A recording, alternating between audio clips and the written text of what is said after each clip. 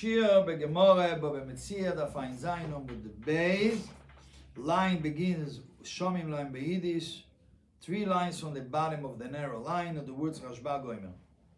The Gemara is going to talk about what Rashbag says. Rabbi Shimon Gamliel in the previous brayse, he says we're going to make a deal. Let's say if somebody doesn't have enough money to buy and purchase a field that he wants to buy. The example was he only has 200 zuz from 1,000 zuz that the field will cost. So we're going to teach the buyer and the moicher how to make a deal in a way that nobody can back out, even though he didn't give the full amount of money. How are we going to do it? We're going to write a contract. And in the contract, he's going to say clearly that the rest of the money is like a loan. Therefore, nobody can back out because it's considered as the moicher already got the money and a field is being bought with the money. Okay. We don't have to go. But the Gemara is going to go to a contradiction between one place of Rabbi Shimon Gamliel and another place of Rabbi Shimon Gamliel. When the Gemara brings a brayse, another brayse, as we said, we don't need the whole brayse to find a contradiction. But since the Gemara, number one, always finds a place to bring the brayses is in the Gemara, because there's no certain place to designate a place for the brayses. That's why it's called brayses out of the Mishnah. So whenever the Gemara brings a brayse, the Gemara brings the whole thing. Especially when the contradiction is from the end of the brayse. You need to bring the beginning of the brayse, so you can start from the end. Another introduction is a very important halacha. The halacha is a smachta. A smachta means when people make a crazy deal that they not intend to keep.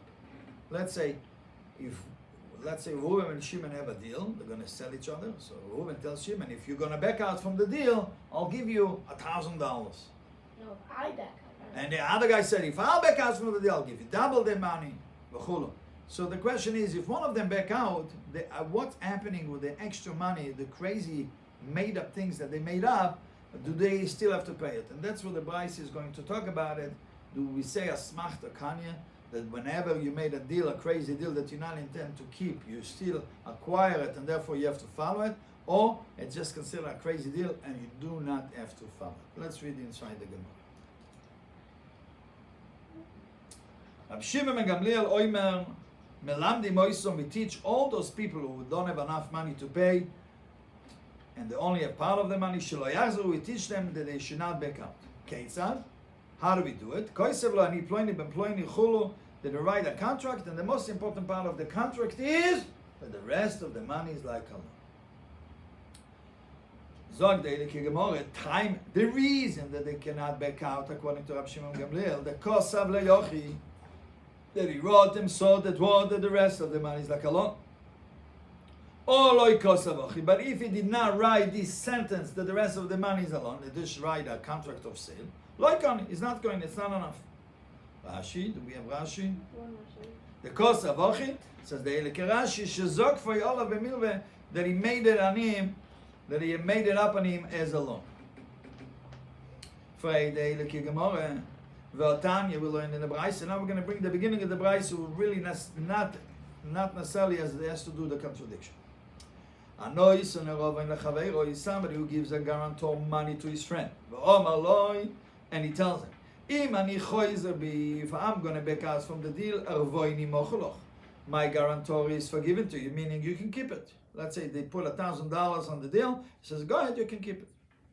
Another person says, if I'm going to back out, I will double you guarantee. So what happens if one of them backs out? The Brayse, thank you. Rabbi Yossi says that you have to follow what you made up. Why? Rabbi Yossi, God follows his wisdom. The Rama, that he says, asmachte, even though you made up a crazy deal that you're not planning to keep, Kanya, it's still coin, and you have to follow whatever you promise, you have to follow what you promise. Rabbi Yehuda says no. When they back out, let's say they wanted to sell a field to each other, and they gave a guarantor a certain amount of money, Rabbi Yehuda says no. It's enough that the guarantor will buy you a piece of field just as much as the guarantor. So well, let's say guarantor was $1,000, so the guarantor was able to buy a piece of field worth $1,000. Okay? Buy. You're gonna keep whatever. Whoever changes his mind gets a piece of field. His guarantor was $200. He gives him $200 and he gets $200 in field. That's correct. Correct. Rabbi Shimon Gamliel says, now here is the Rabbi Shimon Gamliel that we are going to be intending to our contradiction. He's talking about Rabbi Yehuda. When do we say that he can back out and he only gets worth of his money? I want my guarantor to be able to buy the entire field. What does that mean? When sometimes people come to a place and they will give a guarantor, he says, here, I'm going to give you 200 zuz, you hold the item for me. Do not sell it to anybody. So what is his intention? What is his intention with that money? His intention with the money, that my money is so powerful that you're not selling the field. That means he wants to buy the whole field with that money. Obviously, he's going to pay him the rest later on, but he wants that the power of the money that he's giving him now as a guarantor should be so powerful. So then you say that he only gets the money that he gives, he gets a piece of field correspond that he gave. But if he sold them a field for 1,000 zuz, and he gave them 500 zuz, this case is similar to the brayse before, that he gave them 500 zuz from the 1,000 zuz. Kono is acquired the entire field, and he gives them the rest of the money even a few years later. And what do we see from here? That even without a star that says that the rest of the money alone, just they made up, whatever they made up with that words, it's enough, it's strong enough that you cannot back out. So do we need a star that the rest of the money is like a loan not to back out? Or just words is strong enough? Rashi. במה דבורים אמורים, says the Eile Kirashi, שיוכל לחזור בוי, ולא ייטול זה לא כנגד מויסו. And that he can back out and he only is going to take correspond his money. בזמן שנוסנו לו בתויר הסרובים, he gave the money as a guarantor not to sell the field.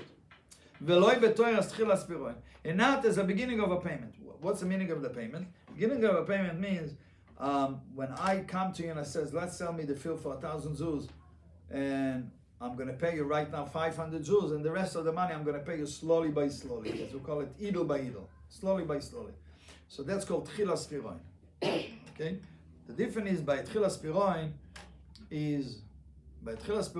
you do acquire the whole field. Why? Because obviously the moicher agreed to such a deal, to sell him, to pay him for the rest of the money, so he agreed that. By ervoini ikoin, the moicher never agreed to sell him the whole field for that amount of money. It was never in the agreeable. It was never clear that he's willing to sell him the whole field for that amount. Let's see the Rashi. The Omale ervoin bisman shenoslo The Omale ervoini ikoin, he wants the guarantor ikne akoil will acquire everything. The high and this guy, the moicher lo yoizil gabei. He didn't make it cheaper to him. He didn't make it cheaper to him to sell him the entire field for that amount of money. But if he gave it to him as a beginning of a payment, that means that a katchila, when they made up, he told them, I'm going to pay you a certain amount of money, and then later on I'll pay you slowly by slowly for the rest. The rest is like a loan. And even though he agreed, he gets the entire field. But either way, going back to our question of the Gemara, the question of the Gemara was, here we see that in order not to mevatel, not to destroy the deal, you need to write a shtar that the rest of the money is like a loan. And here we see that Rabbi Gamliel says, even without a shtar, just plain agreement between the moicher and the lokeach is good enough. And for the Eilike Gemara, lo ikash, it's not a kash. Or in the case of before the brayse before that without a shtar is not going to is allowed without the shtar is allowed to back out. The Cייל ונפיק אזוזי. Then the moicher has to go chase him for the money, and the lokeach is just schlepping him. So in such a way, the moicher would never agree. I don't have to be schlepped for the money. I want my money and I want it being paid. So the only way it's going to work, the deal that he cannot back out, if the moicher wrote a contract, and in the contract he writes clearly that he's masking, agreeing for the debts alone, in such a case, that's the only way it's going to work. Or, in the case when we say that we don't need a contract that he cannot back out, and the rest of the money is alone, and the deal stays, the loika have an ונפיק אזוזי. It doesn't go in and out for the money, and therefore that means the moicher doesn't care to sell him the field for such a condition that he'll pay him slowly by slowly. So we don't need a contract; just the words is good enough. Rashi, or the עייל ונפיק אזוזי. I dektoni, that it says in the Braise. The ilozok for yolo b'milva, if he didn't make it up to him as a loan, with the shtar, choizer, he is allowed to back out. But the עייל moicher, when the moicher goes in, ונפיק goes out, umechazer achalokeach, and chases after the buyer. Little moisov, to give him his money. So therefore, if he goes in and out for his money, what does it show? Gali daite, the moicher reveals his mind. The zuzi and sulimka, the money forced them to sell. And since the buyer doesn't give him the money in the time when he's desperate, and that money he didn't give it to him. Therefore, the only way it's going to work if he writes a shtar clearly that he is masking. Back to the Gemara. Now the Gemara brings a proof that such a difference between going in and out for the money or not was already established from Rebbe. The Omar Rebbe, that Rebbe says, if somebody sold something for his friend, and he has to chase him for the money, loikoni is not going in. But if he doesn't have to chase, he doesn't have to go, he does not go in and out for the money, koni is acquired the whole thing. Continue the Gemara. The Gemara already brought one thing of Rebbe, so the Gemara is bringing a few other things. Rebbe says, somebody who lends 100 zuz to his friends, and he paid him 1 zuz at a time, meaning he paid him, he comes to him one day, gives him 1 zuz, comes to him another time, another zuz. He gives him very, very slowly till the end of the loan. So the Gemara, Pirona, it's just consider a payment, but it's not a menschlich. What's not menschlich?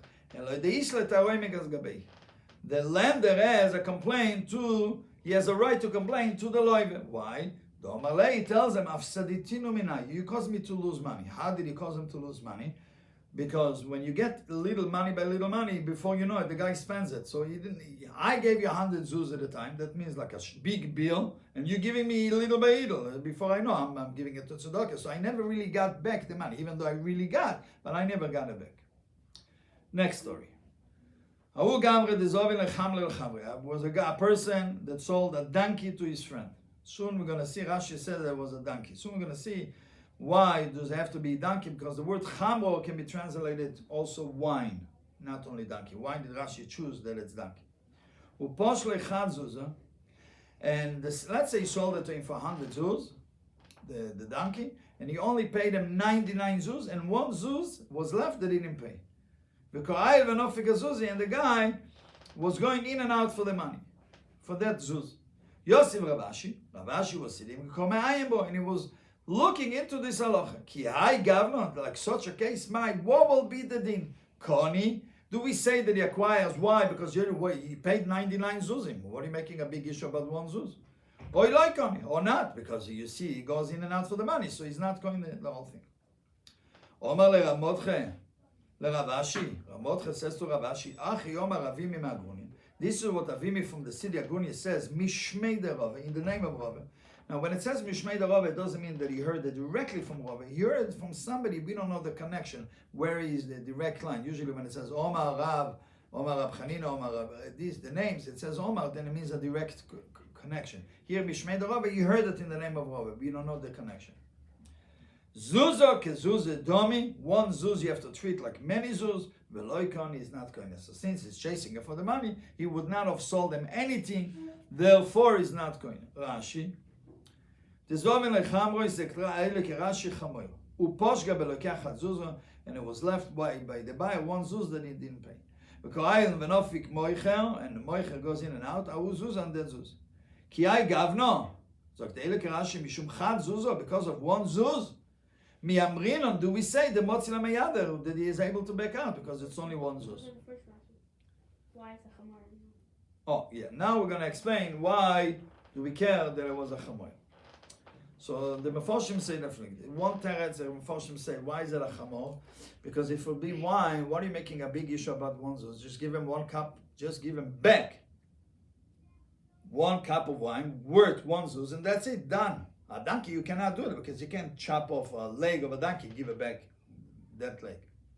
Another answer that the Mefarshim say, that when do people make an issue if you see a donkey is like a vehicle? People don't really sell. We see that the guy was desperate for the money because he was chasing for 1 Zuz. When do people sell something when they're desperate? Is only a donkey. Wine, people don't sell when they're desperate. People sell, it's a business, so people don't chase in and out for the money for wine. Back to the Gemara. Now the Gemara is going to ask a question. Here we see that Zuzah kezuzah domi v'lo ikoni. Omar leRav Achi ben Rav Yosef leRav Ashi. Rav Achi, the son of Rav Yosef, says to Rav Ashi, how can you tell me in the name of Roved that's 1 Zuz, you treat like many Zuzim and he's not acquiring the item that he bought? We heard in the name of Roved that he's going. You see over here, it was not a direct thing straight from Roved. Everybody heard in the name of Roved. Nobody knew the connection in the name. And for the Eleki Gemara, Omar Lei. So Rav Ashi told Rav Achi, Tetargem Shmaitoch. You should translate what you heard. What? That Roved says that he is koine. Which case? In a case when he is koine. B'moicher sodeyu mipnei ra'aso. Because when he sell the field, because it was bad. So we have to explain the number one, a few things. There's a concept in the Gemara, there's a concept in the Torah that if you have witnesses on something, so do you follow the witnesses? Let's say 2 witnesses says that Reuven borrowed money from Shimon cannot deny, it's 2 witnesses. Then there is a concept called Anan Sadi. We are like witnesses. For example, somebody who was clearly something, like for example, we don't have to explain now that the sun, we are inside and we don't see the sun, that we know there is a sun. We are Anan Sadi, we are like witnesses, even though we are inside and everything is black, we know the sun is out. So that's called Anan Sadi, we are like witnesses. In such a case, we are going to be Anan Sadi. What does that mean? A guy is selling his field, the guy who's chasing in and out for the money, he sold the field because he was bad. That means he wanted to get rid of it. Okay, so he would, if a guy wants to get rid of his field, he wants to get rid of it no matter what, so he intends to sell. He didn't care. So why is he chasing it for the money?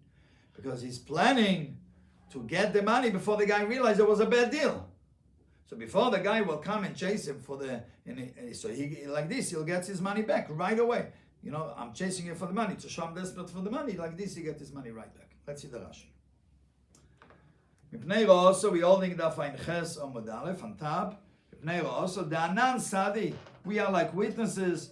The Belav Unsu the Zuzi, even without being forced for money, he will still sell it. If he wanted to sell it, if he intended to sell it no matter what, why is he chasing it for the money? Why is he going in and out for the money? He's hurrying to collect, so the Loikeach will not back out and therefore will realize it was a bad deal. So before the Loikeach will realize it was a bad deal, he backs out, he collects the money right away. Thank you for listening for this show.